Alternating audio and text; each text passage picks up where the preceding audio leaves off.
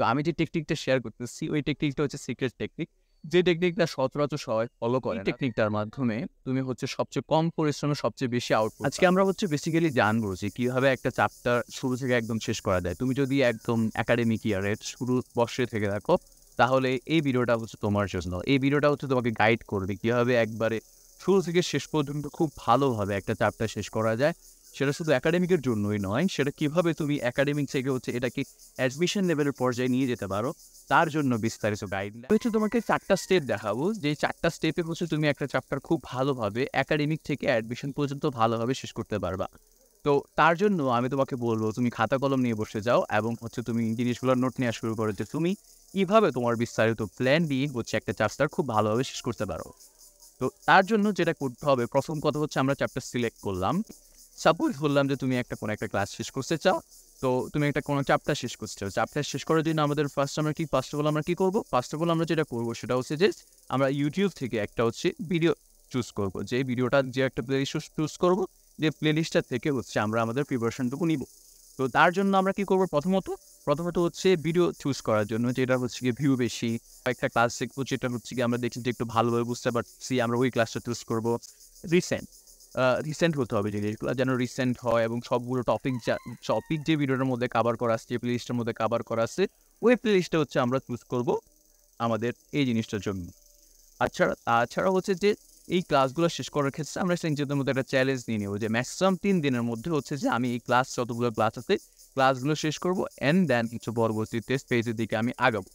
তো প্রথম যখন হচ্ছে তুমি চুজ করে ফেললা যে না হ্যাঁ আমি হচ্ছে কি করব, আমি হচ্ছে যে এই চ্যাপ্টারটা শেষ করবো, সাপোজ ভেক্টর চ্যাপ্টারটা শেষ করবো। তো ভেক্টরের জন্য ইউটিউবে সার্চ দিব যে ভেক্টর প্লেলিস্ট, ঠিক আছে, ভেক্টর প্লেলিস্ট সার্চ দিব। সার্চ দেওয়ার পরবর্তীতে আমার কাছে অনেকগুলো রেজাল্ট আসবে। তো সেখান থেকে যেটা বেস্ট রেজাল্ট আছে, সেই বেস্ট রেজাল্ট, সেটার ভিউ কেমন, সেটা দেখতে কেমন, এই জিনিসগুলো হচ্ছে চুজ করে আমি প্লেলিস্টটা চুজ করবো।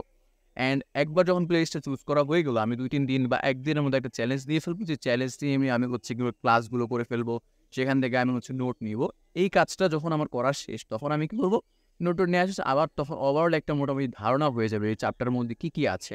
আর একটা মজার বিষয় হচ্ছে যে একটা ক্লাসের মধ্যে জাস্ট যে জিনিসগুলো ইম্পর্টেন্ট, যে জিনিসগুলো অনেক বেশি ইম্পর্টেন্ট, ওই জিনিসগুলোই কিন্তু বারবার টিচাররা যে জিনিসগুলো সৃজনশীল আসে, যে জিনিসগুলো প্রশ্ন হয়, ওই জিনিসগুলোতেই বেশিরভাগ পড়ে থাকে। যার কারণে তোমার অ্যাবান্ডেন্ট অনেক কিছু বা অনেক কিছু পড়া লাগবে না, বা অনেক কিছু নিয়ে কাজ করার যে প্রবলেমটা, সেই প্রবলেমটা হচ্ছে দূর হয়ে যাবে। তো এটা হচ্ছে গিয়ে ফার্স্ট অফ অল প্রথম কাজ, যে আমি হচ্ছে ইউটিউব থেকে একটা বেস্ট একটা প্লেলিস্ট বাছাই করব, যে প্লেলিস্টটা থেকে আমি ভিডিওগুলো দেখে নিলে আমার মোটামুটি একটা চ্যাপ্টারের টপিকগুলো, যে টপিকগুলো ইম্পর্টেন্ট, সেই টপিকগুলো কাভার হয়ে যাবে। কাভার হয়ে যাওয়ার পরবর্তীতে দ্বিতীয় ধাপে আমি কি করবো, দ্বিতীয় ধাপে আমি যে চ্যাপ্টার সিলেক্ট করলাম, সাপোজ আমি ভেক্টর সিলেক্ট করছিলাম, তো ভেক্টরে আমি হচ্ছে গিয়ে বইয়ে চলে যাব। বইয়ে গিয়ে আমি জাস্ট হচ্ছে রিডিং করবো। রিডিং বলতে আমি বোঝাচ্ছি যে আমি বইটা নিব, বইটা নিয়ে বইয়ের মধ্যে কী কী আসে না আসে ওই জিনিসগুলো হচ্ছে রিডিং পড়া শুরু করবো। জাস্ট এভাবে দেখে গেলাম যে আমি যে টপিকগুলো পড়ছিলাম, যে টপিকগুলো আমি ভিডিও দেখেছি, ওই টপিকগুলোকে আমি ভালোভাবে বুঝতে পারছি কিনা। তো আমি যদি বুঝি তাহলে ভালো, না বুঝি সমস্যা নেই, বাট এই জিনিসটা করার রিজন হচ্ছে যে যাতে এই জিনিসটা আবার আমাদের একটু ব্রেনে রিমাইন্ড হয় যে না এই টপিকটা আমরা পড়েছিলাম, এই টপিকটা আমরা হচ্ছে দেখেছি। তো প্রথম কাজ হচ্ছে ভিডিও দেখা শেষ করলাম, এরপর বইটা একটা স্লাইড রিডিং দিলাম। তো এর পরবর্তী ধাপে তুমি হচ্ছে একটা টেস্ট পেপার নিবা, টেস্ট পেপার নেওয়ার পরবর্তীতে হচ্ছে এক্সাম দিবা। এক্সাম দেওয়া বলতে আমি তোমাকে বোঝাচ্ছি যে টেস্ট পেপার তুমি একটা নিলা বা একটা গাইড নিলা, যেখানে হচ্ছে সকল বোর্ড কোশ্চেনগুলো অ্যাভেলেবেল আছে। তো সেই কোশ্চেনটা নিয়ে তুমি হচ্ছে সাপোজ তুমি ঢাকা বোর্ড কোনো একটা সাল, ঢাকা বোর্ড 2024 সাল সিলেক্ট করলা।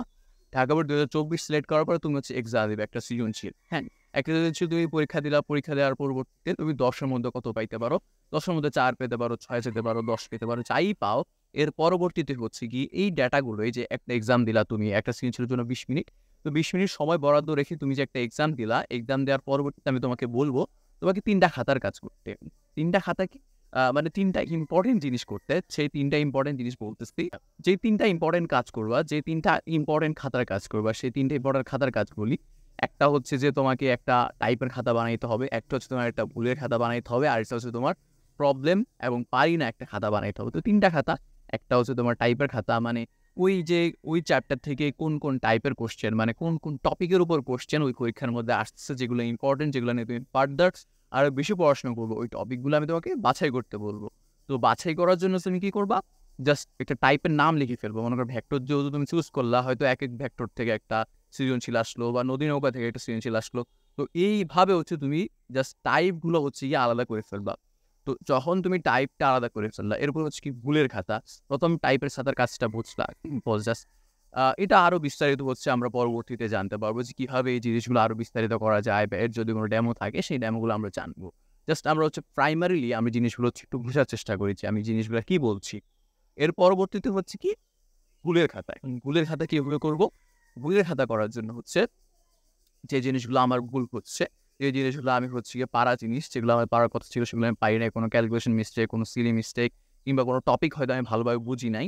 তো ওই টপিকগুলো, ওই জিনিসগুলো হচ্ছে আমি এই খাতার মধ্যে হচ্ছে লিখে ফেলবো। এইটা লেখার জন্য ৪ টা স্টেপ আছে। তো আমি অনেকগুলো স্টেপ বলতেছি, তুমি জাস্ট একটু খাতায় লিখে ফেলো, তাহলে হচ্ছে তোমার জন্য জিনিসগুলো অনেক ইজিয়ার হবে।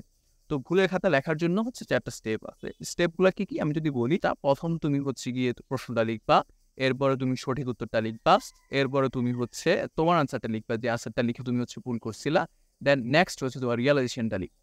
তো এই স্টেপগুলো যখন তুমি ফলো করবে, তখন দেখা যাবে যে তোমার যে ভুলটা হচ্ছে গিয়ে বাসায় হচ্ছে, বাসায় এক্সাম দিয়ে হচ্ছে, এই ভুলটা কিন্তু পরবর্তীতে গিয়ে আর এক্সাম হলে, মেইন যখন এক্সাম তোমার, সেই এক্সাম হলে গিয়ে কিন্তু তোমার হওয়ার চান্সটা অনেক কমে যাবে। যখন তুমি দেখবা যে একটা জিনিস তোমার ভুল হচ্ছে, তার জন্য তোমাকে এতবার জিনিসগুলো লেখা লাগতেছে। একবার লিখছো যে প্রশ্ন লিখতেছো, সঠিক উত্তরটা লিখতেছো, একবার যখন সঠিক উত্তর লিখছো, তোমার কিন্তু অলরেডি সঠিক উত্তরটা তোমার ব্রেনে অলরেডি চলে যাচ্ছে।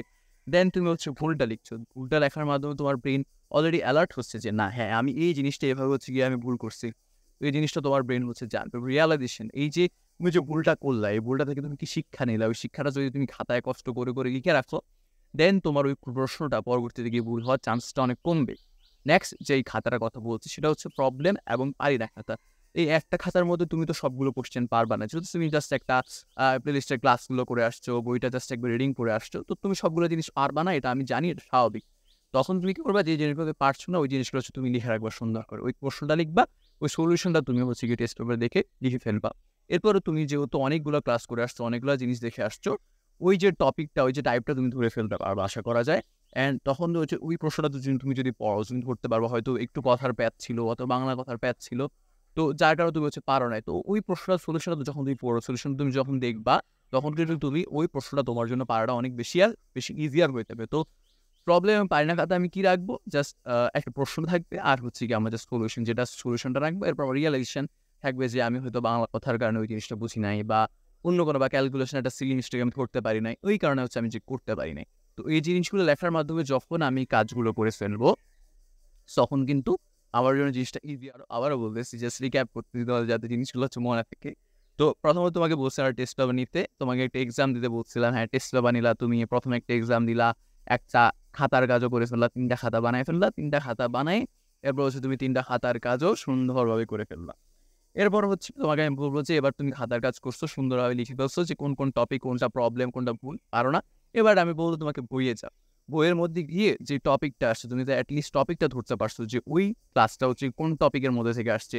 তো বইয়ে গিয়ে ওই টপিকে আমি বলবো যে ওই টপিকের উপর তুমি ক্লাসটা করো, ওই টপিক তুমি হচ্ছে পড়ো, বইয়ে গিয়ে হচ্ছে ওই টপিক তুমি একটু পড়ো, একটু আবার ডিপ আন্ডারস্ট্যান্ডিং করার চেষ্টা করো, কিংবা ইউটিউবে ওই টপিকের উপর একটা সার্চ দাও, ইউটিউবে সার্চ দিয়ে ওই জিনিসটা হচ্ছে শিখে নাও। শিখে নিয়ে আমি বলবো যে তুমি বই যে টপিকটা থেকে আসছো, ওই টপিকটা তুমি একটু লাল কালি দিয়ে মার্ক করে রাখতে পারো যে না, এই জায়গা থেকে আসতেছে, বা এই লাইন থেকে একটা জ্ঞান আসছে, তো জ্ঞানের জায়গাটা তুমি হচ্ছে লাল কালি দিয়ে দাগায় ফেলো। দেন বইগুলো কিন্তু আস্তে আস্তে তোমার পড়ার উপযোগী, যে জিনিসগুলো তো পরীক্ষায় আসতেছে ওই জিনিসগুলোর জন্য রেডি হয়ে যাবে। মানে তুমি অনেকগুলো জিনিস বুঝে গেছো। 3টা স্টেপ ছিল, 3টা স্টেপ কি কি ছিল আমি আরেকটু রিক্যাপ করি। 3টা স্টেপ ছিল যে প্রথমে তুমি ইউটিউব থেকে একটা বেস্ট প্লেলিস্ট তোমার জন্য নিজের জন্য চুজ করবা। চুজ করার পরবর্তী তুমি কি করবা, বইয়ে যাবা, বইটা জাস্ট হালকা রিডিং দিবা, রিডিং দিয়ে কি কি জিনিস আছে সেগুলো একটু অ্যাবজর্ব করার চেষ্টা করবা ব্রেনের মধ্যে। এর পরবর্তী তুমি একটা টেস্ট পেপার নিবা, টেস্ট পেপার নিয়ে 3 নাম্বার স্টেপে তুমি একটা টেস্ট পেপার নিবা, টেস্ট পেপার নিয়ে হচ্ছে এক্সাম দিবা, খাতার কাজ করবা, অ্যান্ড দেন বই গিয়ে ওই জিনিসগুলো শিখবা, শিখে হচ্ছে আবার এক্সাম দিবা। এভাবে যদি তুমি করো, দেন 4 নাম্বার স্টেপ আসছে কি, বইয়ে যাও, বইয়ে যাবা, বইয়ে গিয়ে তুমি হচ্ছে এমসিকিউ সিকিউ যেগুলো আসছে ওগুলা হচ্ছে তুমি দাগায় ফেলবা, তাকে ইম্পর্টেন্ট জিনিসগুলো করছো। এভাবে যদি তুমি পুরো ভেক্টর চ্যাপ্টারের জন্য ধরি, আমি যদি 40টা যদি সৃজনশীল থাকে, তুমি যদি বিশ্বাস করো 40, 50 বা 60টা সৃজনশীল থাকে, বাট আমি বলবো যে তুমি ইউনিক সর্বোচ্চ 15টা সৃজনশীল পাওয়া, যেটা ইউনিক।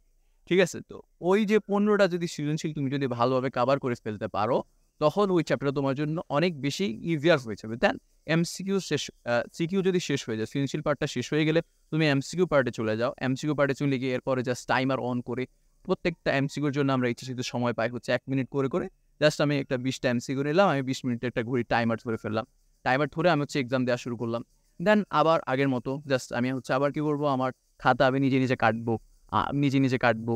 এভাবে হচ্ছে গিয়ে এবার আমি খাতার কাজগুলো করবো, এবার আমি ভুলগুলো হচ্ছে আন্ডারস্ট্যান্ড করবো। অর্থাৎ আমাদের প্রিপারেশনটা হচ্ছে এক্সাম ওরিয়েন্টেড। আমরা নট যে জাস্ট আমরা পড়ছি দেখছি ওইরকম না। আমাদের প্রিপারেশনটা শুরু থেকেই হবে এক্সাম ওরিয়েন্টেড, এক্সামকে নিয়ে চিন্তা করে, যাতে আমরা কম পড়েও এখান থেকে হচ্ছে বেস্ট আউটপুট পেতে পারি। এটা হচ্ছে যে এমনভাবে পড়া যে আমি এলোমেলো জিনিসগুলা বা অগোছালো জিনিসগুলা না পড়ে জাস্ট গুছিয়ে যে জিনিসগুলো ইম্পর্টেন্ট, যে জিনিসগুলো বেশি আসছে আমি ওই জিনিসগুলো বারবার এমফাসাইজ করে পড়ি, যাতে পরীক্ষার হলে গিয়ে আমার ভুল হওয়ার চান্সেসগুলো কমে যায়।